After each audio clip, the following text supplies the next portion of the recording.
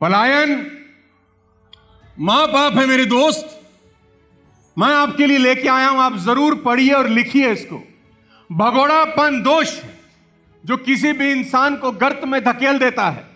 जीवन में जब भी बाधाएं आए, पलायन मत करिए।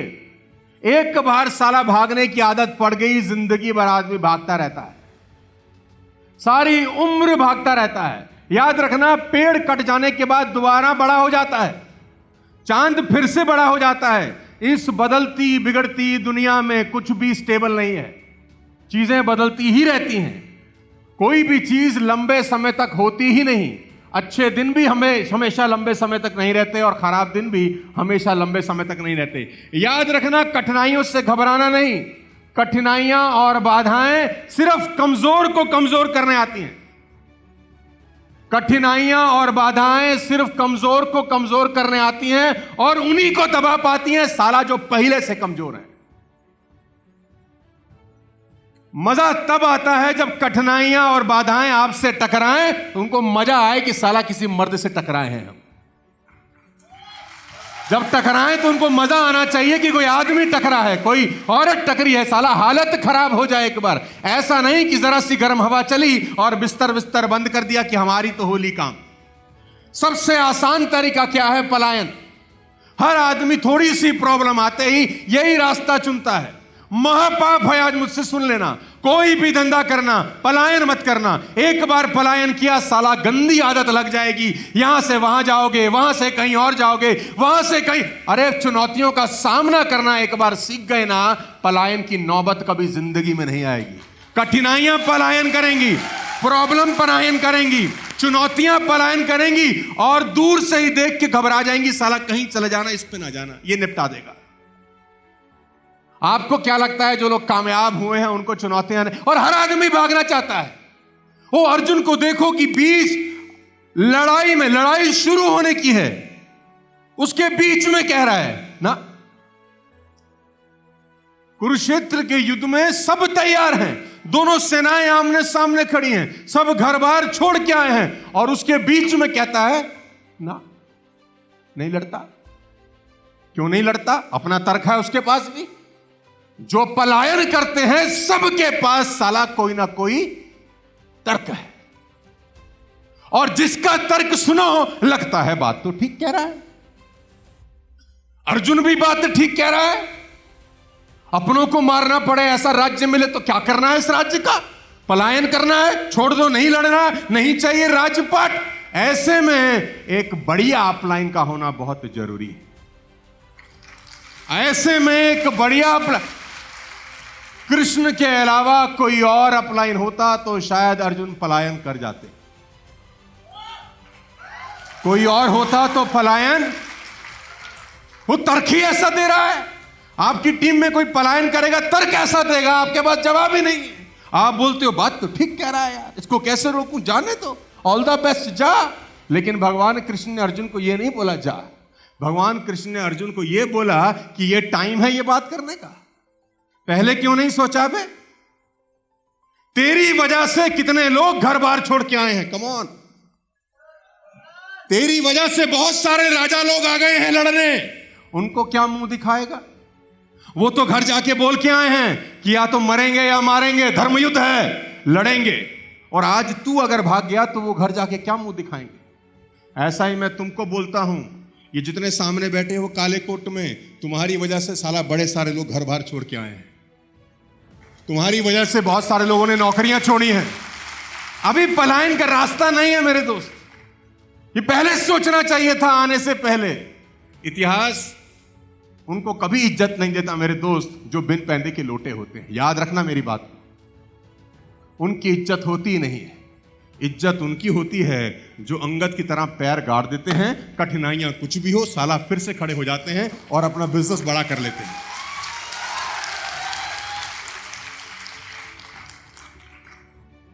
मैं आपको उदाहरण देकर समझाऊंगा, आपको जल्दी समझ में आएगा। आपकी स्क्रीन के ऊपर एक कंपनी का नाम लिख रहा हूं जिसका नाम है Tesla. Ladies and gentleman, boys and girls, 2003 में यह कंपनी स्टार्ट हुई।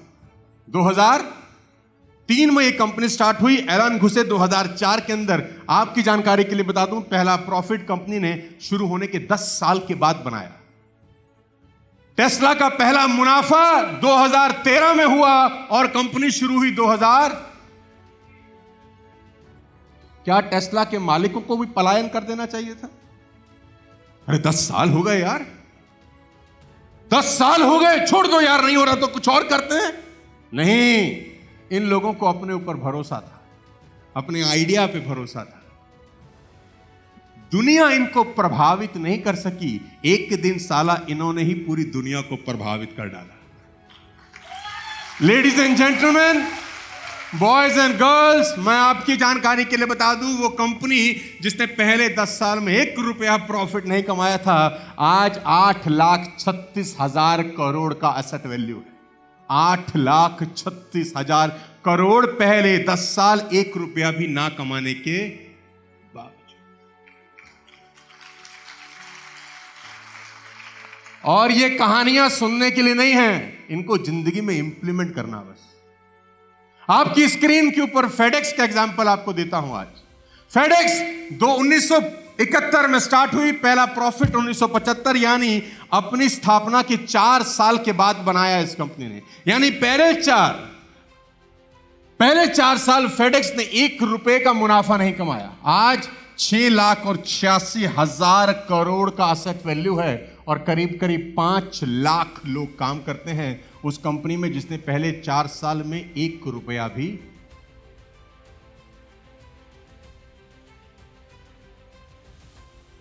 बड़े लोग यूं ही साला बड़े नहीं हो गए, शेर का जिगरा लेके आए थे, अपने काम पे भरोसा था।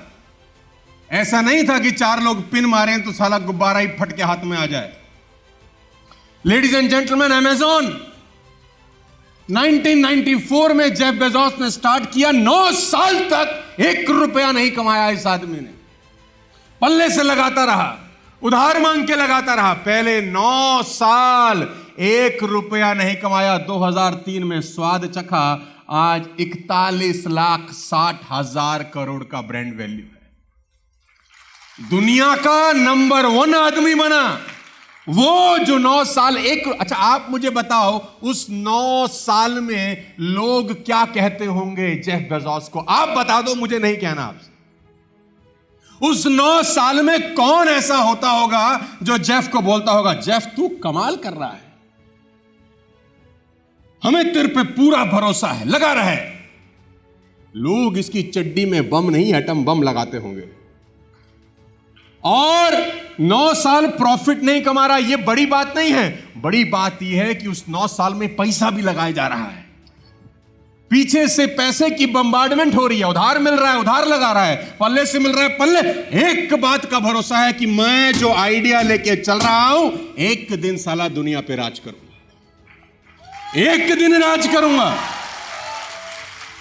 मैंने आपसे कहा, बड़े लोग यूं ही बड़े नहीं हुए, तुक्के में, विरासत में बड़े नहीं हुए। इन लोगों में साला शेर का जिगरा है। यहां डायरेक्ट सेलिंग के अंदर 9 साल 9 दिन में साला फट के हाथ में आ जाता है। और मजे की बात तो यह है कि लगा भी साला कुछ नहीं है।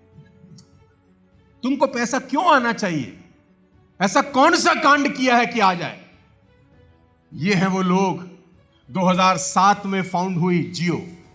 2007 में मुकेश अंबानी ने जियो की स्थापना करी। 2007 से लेकर 11 साल 2018 तक सिर्फ बैकग्राउंड में काम होता रहा। ऑप्टिकल फाइबर बिछती रही। 1.5 लाख करोड़ का प्रोजेक्ट था। 1.25 लाख करोड़ बैंक से उठाए, 25,000 करोड़ पल्ले से लगाए।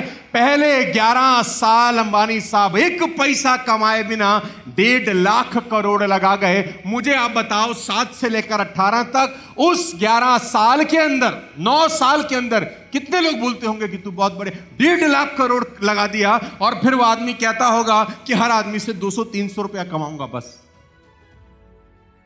तो लोग मैथमेटिशियन भी होंगे, उसको बोलते होंगे इतना पैसा बैंक में रख, इतने का ब्याज पूरी जिंदगी आएगा। ऐसे गीता ज्ञानी भी लोग होंगे उसके आजू बाजू में। लेकिन मजे की बात तो यह थी, उसको पता था ऐसे हरामखोरों से सलाह नहीं लेनी। पहले 9 साल 11 साल 1 रुपया ना कमाने वाला जियो आज 3 लाख करोड़ की ब्रांड वैल्यू पे है। 3 लाख करोड़ का एसेट वैल्यू है जियो का आज की डेट में। $38 बिलियन, 3 लाख करोड़, आईपीएल क्या, जियो सिनेमा क्या, हर चीज में घुसा है। 2 साल तक तुमको फ्री दिया है।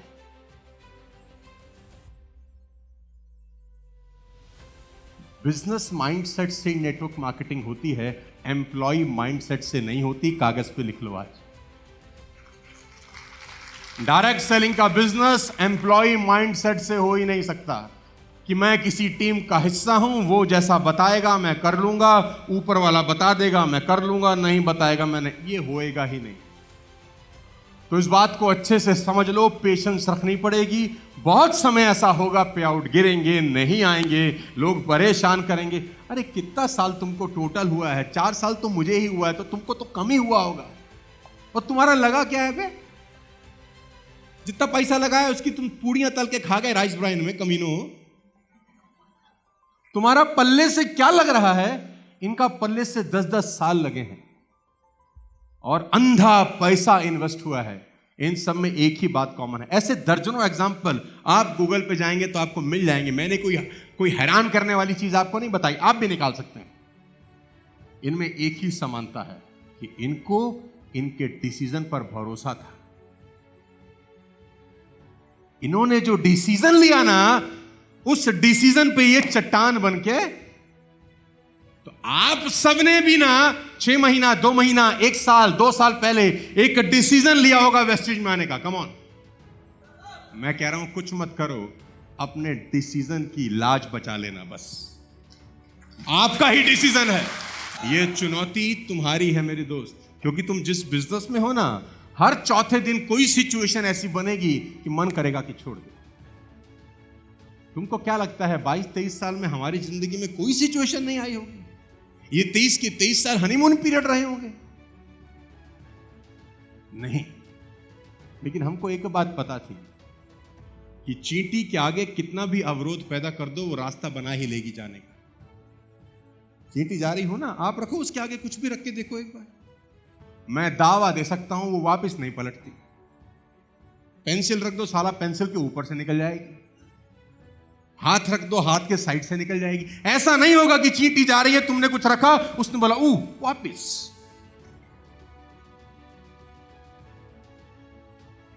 इतना छोटा सा जीव जब पलायन नहीं करता, तुम तो महाजीव हो मेरे दोस्त, तुम कैसे पलायन कर सकते हो? इतना छोटा सा जीव पलटता नहीं है यार। बिजनेस करने के लिए सबसे पहले बिजनेस में रुकना जरूरी है मेरे दोस्त। मैं आपको 1000 चीजें बता दूं, कोई फायदा ही नहीं अगर ये बात समझ में ना आए कि ये बिजनेस रुक के ही होगा। हर व्यक्ति फेल होता है, धूल में गिरता ही है यार। तो आप सबके साथ अगर ऐसी घटनाएं हो रही हैं तो खुशकिस्मत हो, ऊपर देख के धन्यवाद देना ईश्वर का कि तुम्हारा बढ़िया टेस्ट लिया जा रहा है, सही जगह पे लिया जा रहा है। पलायन नहीं करना मेरे दोस्त, भागना। वादा करो भागोगे तो नहीं। कम ऑन, दोनों हाथ ऊपर उठा के बोलो यार, कम ऑन, दोनों हाथ उठ। आप बोल दो सर पलायन नहीं करेंगे। वन मोर टाइम, पलायन नहीं करेंगे।